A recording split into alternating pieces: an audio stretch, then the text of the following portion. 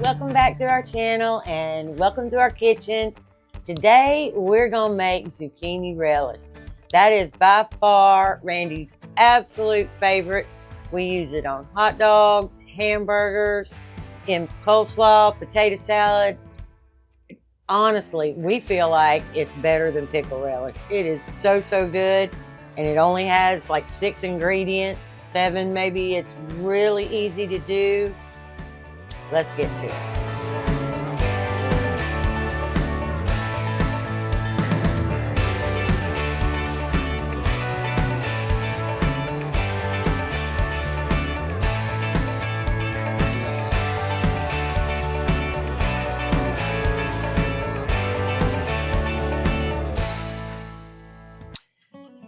One of the main things you're going to need is something to put in the bottom of your pot to keep your glass off at the bottom.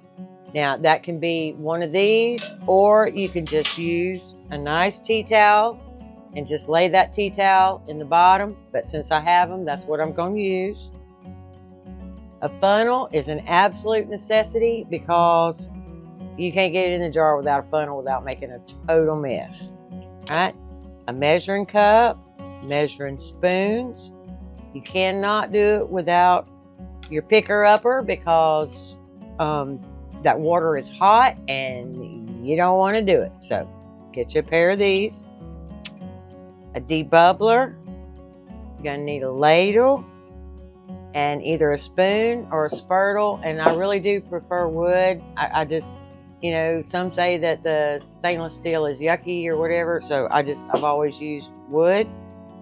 You'll need some vinegar and some paper towels and a big measuring cup. All right, the first thing we're going to do is get our zucchini ready to make the relish.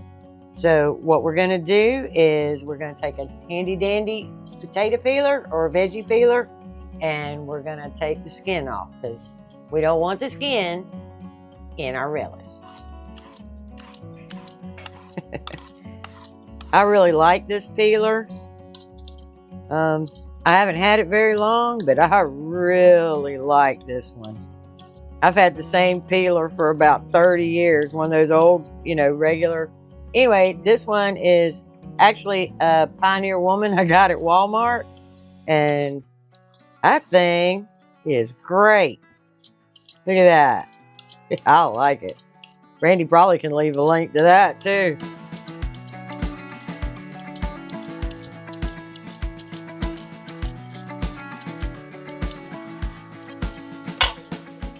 Then we're going to take both ends off. And don't throw that away. Your chickens love that. So just leave that for your chickens. All right, now we're going to cut it right down the center. All right, now y'all notice I'm using really big zucchini. I mean, you can use the ones that are this big. I don't care. Because that's a good way to use up those that you don't really want to eat. But they make great relish. Now, see these seeds in here? And you do not have to take them out, but I do. I don't want seeds in my relish. You need a good heavy spoon so you don't bend it.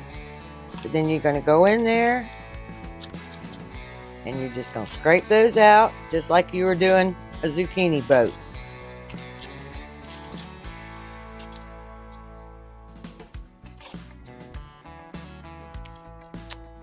This turned around. I'm trying to do it where the camera can see what I'm doing, but you just want to take those out.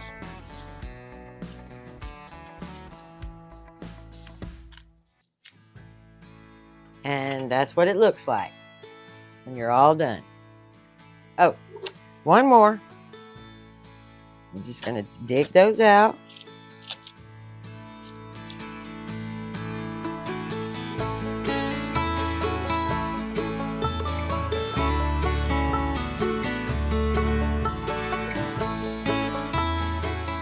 All done.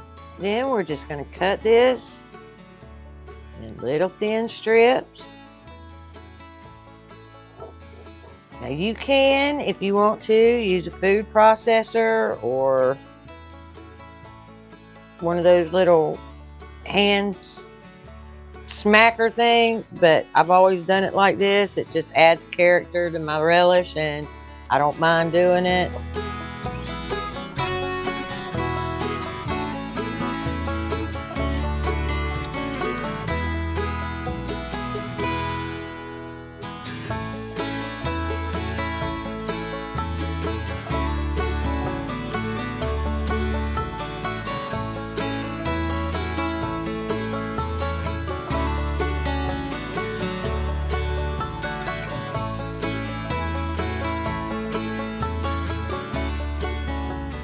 And that is how you make relish. If it's a little bit bigger than you think you like, then just go through it.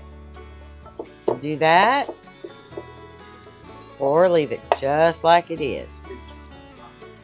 Yeah, big chunks on hot dogs, perfectly okay. All right, now, do I really need to show you how to cut an onion? Or can you do that all by yourself? No? Okay, we'll cut an onion. We're gonna chop that end off, just like that, just like that. We'll put that in there. That to the center. Take off all this stuff. Oh, and if you don't have chickens, I didn't even think about this, but I tell you all the time, save that zucchini stuff, save those skins. It makes perfectly good veggie broth. Just throw it all in one container in your freezer, and when you get a good batch, make you some veggie broth. That makes it free, people. Here you go. Normally red onions do not make me cry, but this is a tear jerker right here. I'm probably because I have to take my glasses off. All right, let's get this diced up for you. We're just going to do one side because in a minute I'll show you why I don't really need to cut this up.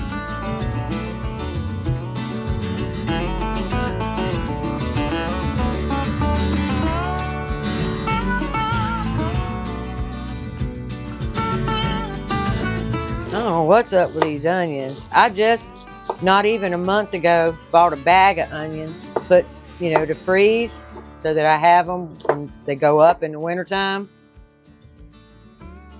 And I didn't cry a bit. I'm gonna move those out of the way.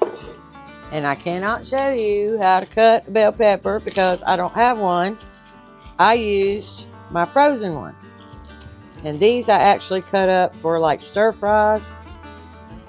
So they're kind of chunky. So what I'm going to do while they're froze is just go through there and break them up. Whoops. Maybe I'll wait a few minutes. That's what I'm doing. You can use frozen vegetables for this. If you had the frozen onions and zucchini, I don't think it would be a problem. So if you wanted to wait till it's not so hot, you could do that.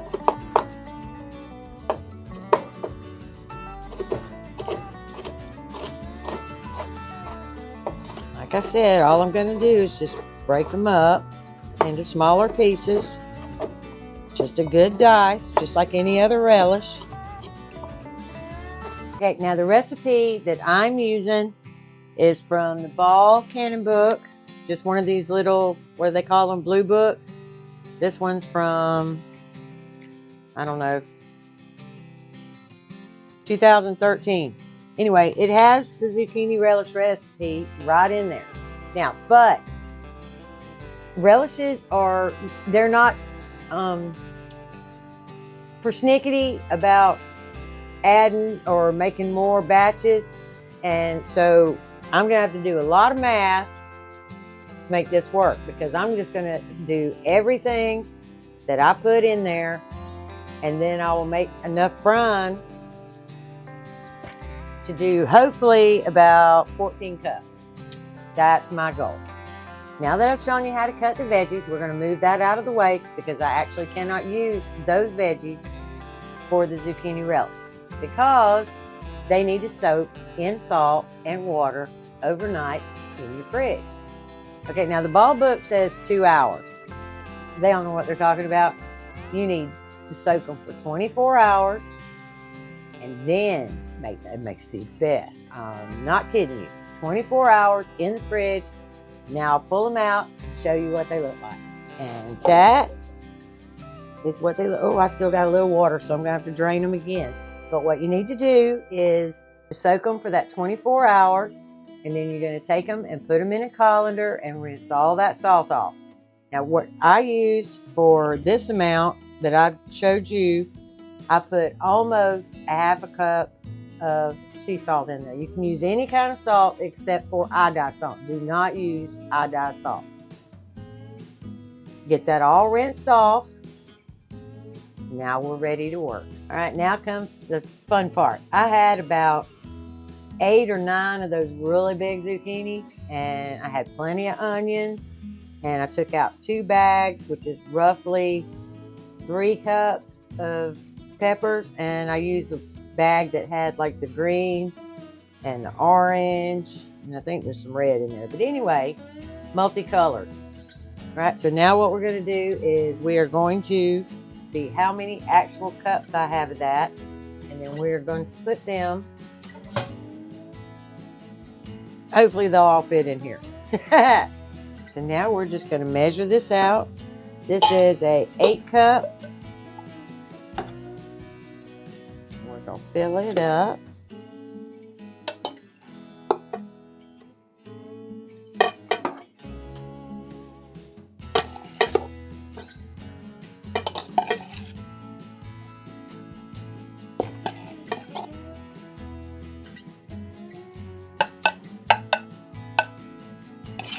Okay, that's about 8 cups.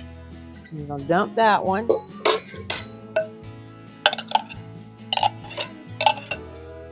Right, now we're going to see what we got left.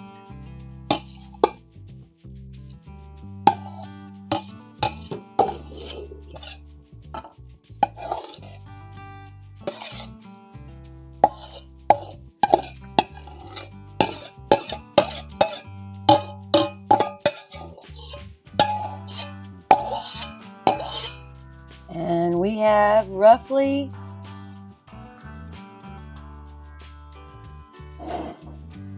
4 cups.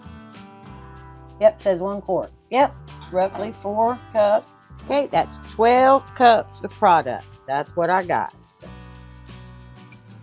get that all in there. 3 batches of brine for this much product. So it says 1 cup of apple cider, so I need 3. Let's get our pot over here and let's get it turned on. All right, let's get the eye on. Get our pot on. Get the lid off. Get our apple cider vinegar open. Where did I just set my cup? Y'all, I haven't moved. Where'd my cup go?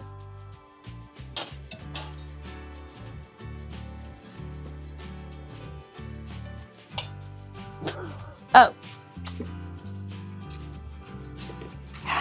There we go. Now I got it. All right. We need 3 cups of apple cider vinegar. 2.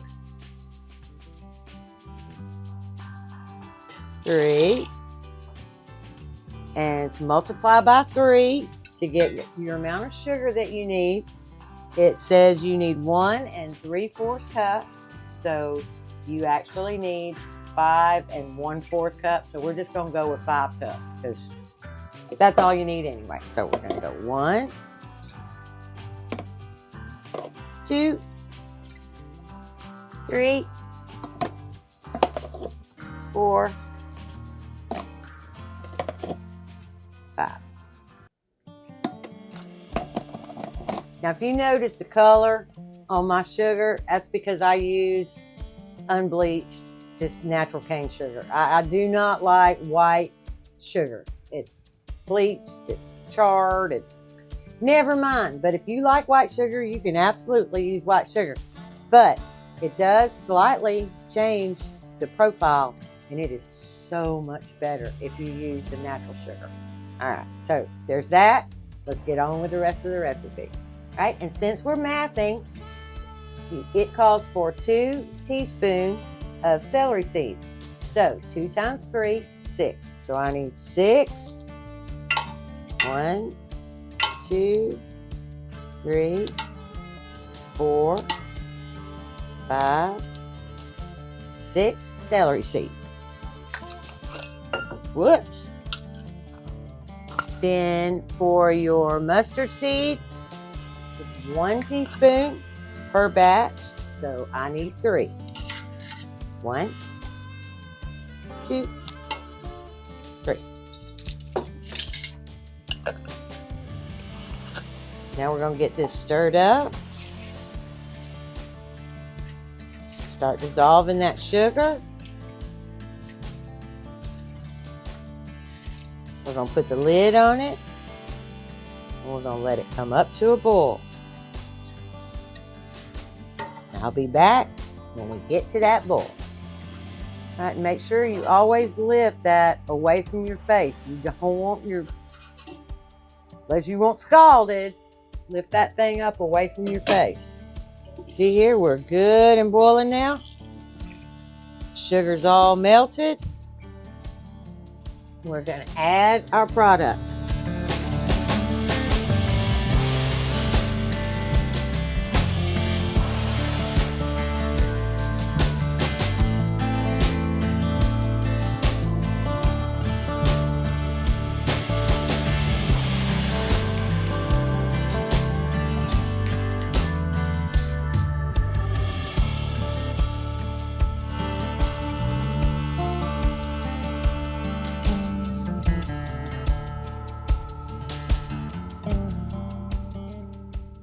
Okay, we're going to give that a good stir.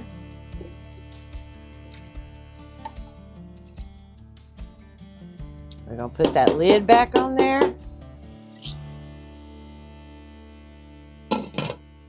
We're going to let it come back up to a boil, and then we're going to let it boil for 10 minutes. This has not come up to a boil yet, but while we're waiting for that, I'm going to go ahead and get my jars into the water bath to sterilize. We need to sterilize our jars. So in they go. 6 at a time. I'm only going to do 6 at a time. Okay, I am up to that boil, so I'm just going to take my phone and set a timer for 10 minutes.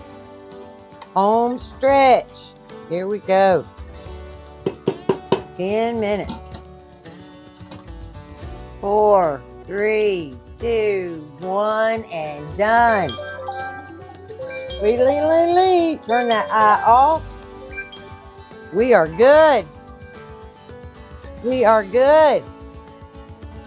All right, now, do not forget, lift that lid away from your face. See that steam? Yeah, you don't want a steam bath, okay? Away from your face. Sit that down. I'm going to give this one more stir. We're going to get our jars out of the sanitizer and start loading.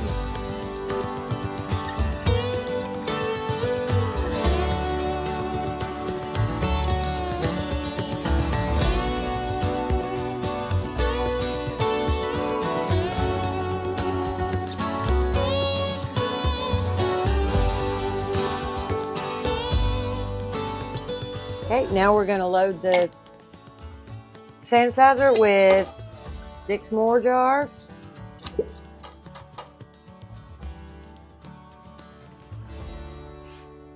Get them ready to go. This is going to go pretty fast now, hopefully. Okay, and we're going to load these hot jars. We're going to leave a 1/2 inch of headspace. So it should be right at a cup of product in each jar.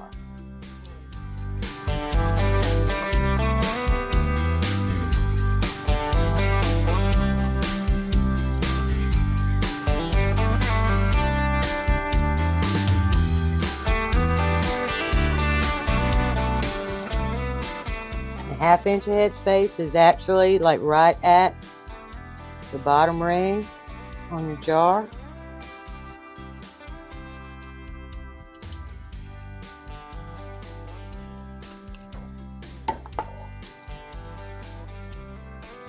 I can't hardly talk and do stuff, so if I get quiet, it's just because I'm concentrating.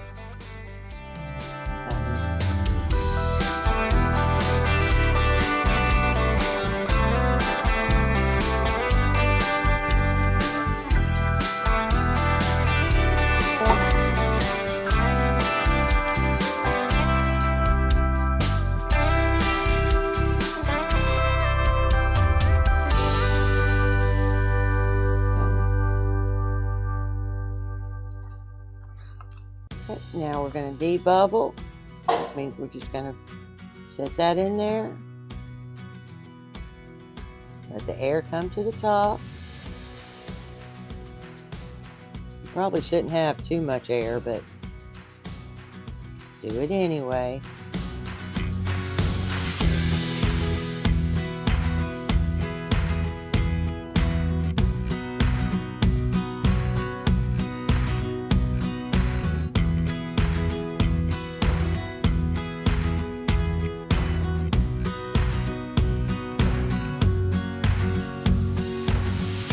Did I do that one yet? I don't know. I'm going to do it again. I think I did. And then we're going to take that vinegar, put it on our paper towel, and we're going to run it all the way around that and make sure there's no sugar or product or anything that could affect your seal. That's pretty not too messy today. So, doing really good. Okay. Now, these have already been washed and dried and ready to go on. So, one, finger tight. Don't get all aggressive, just finger tight. Y'all, it is hot out here. I am sweating bullets. Sweating bullets.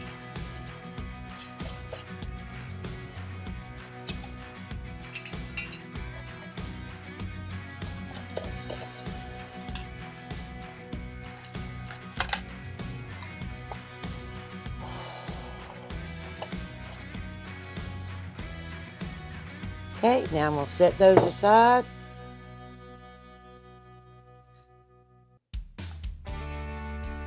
And we're going to pull out the next 6.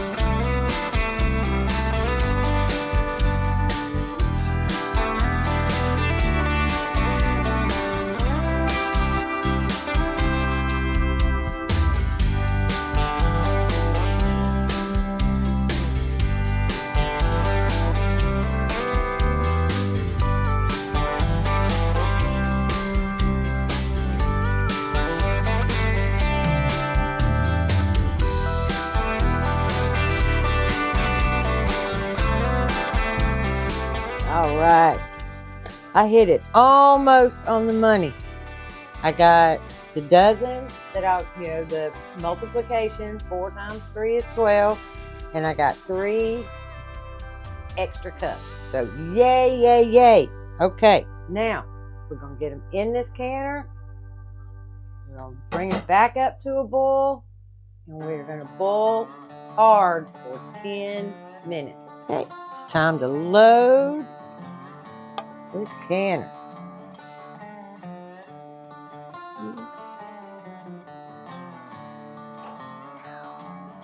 I'm pretty sure it's 7 per layer. Make sure, but I'm pretty sure.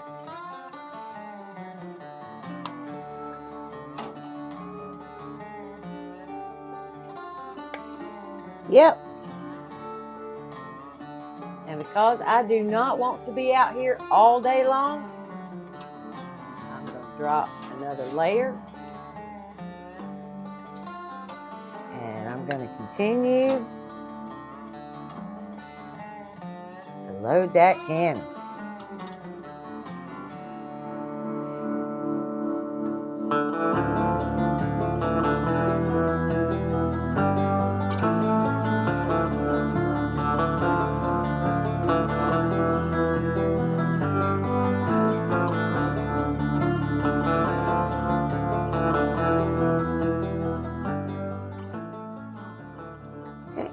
We're going to get the lid on there. Just any old lid will do. We're going to let it come up to a full rolling boil. And we're going to set that timer for 10 minutes. I did it again. Do not forget this cup of vinegar that you use to wipe your rims of your jars with. Pour it into your canner. You will thank me later. That keeps the film from your city water or well water. It'll get this film that will take you forever to scrub off. If you just drop that vinegar in there, they come out crystal clear and beautiful. Okay, I want to show you guys what a rolling boil looks like. So you're going to bring that camera up really close.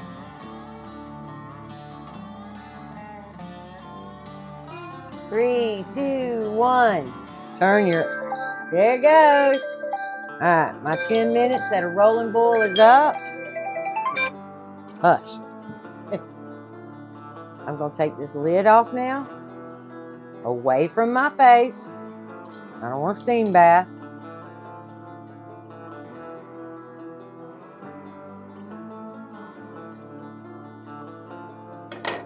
And I'm going to let these sit here for about 5 minutes and just let it do its thing, and then we're going to pull them out. Okay, my 5 minutes are up, and I am going to start pulling these jars out. Oh my goodness. Yes. Wait to hear that beautiful ping. Now, if you don't hear the ping, like right away, don't get worried or upset. Sometimes they take a few more minutes or even up to an hour or so. So don't worry. That's why they tell you to leave them overnight on the counter.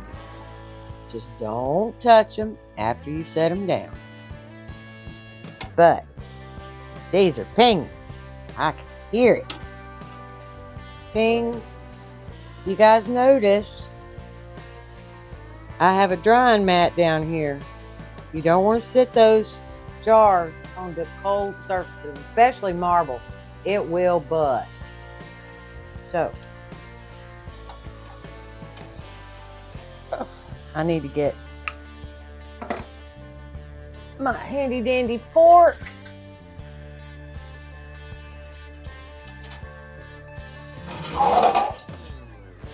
Take my separator out.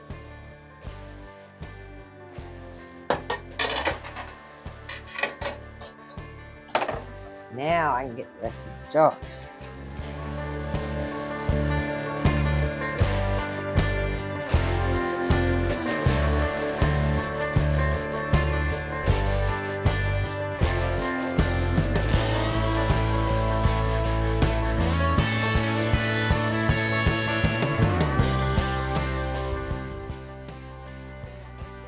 Now, like I said, these are going to sit right here on this drying mat till tomorrow.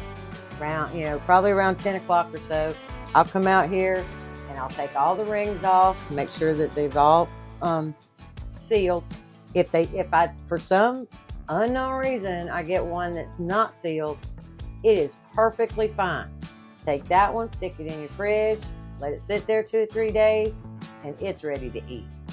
Now, just to during the break, while I had just a little time. I mean, I didn't have 2 spoons left in the bottom of that big pot. So, of course, Randy has to test everything.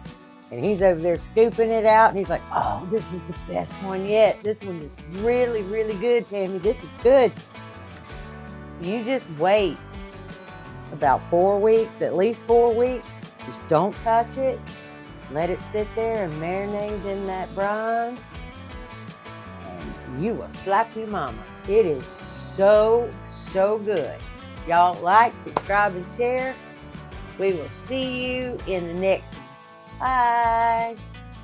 And don't forget to hit the hype button. Yeah, it's helped small channels like us. Bye.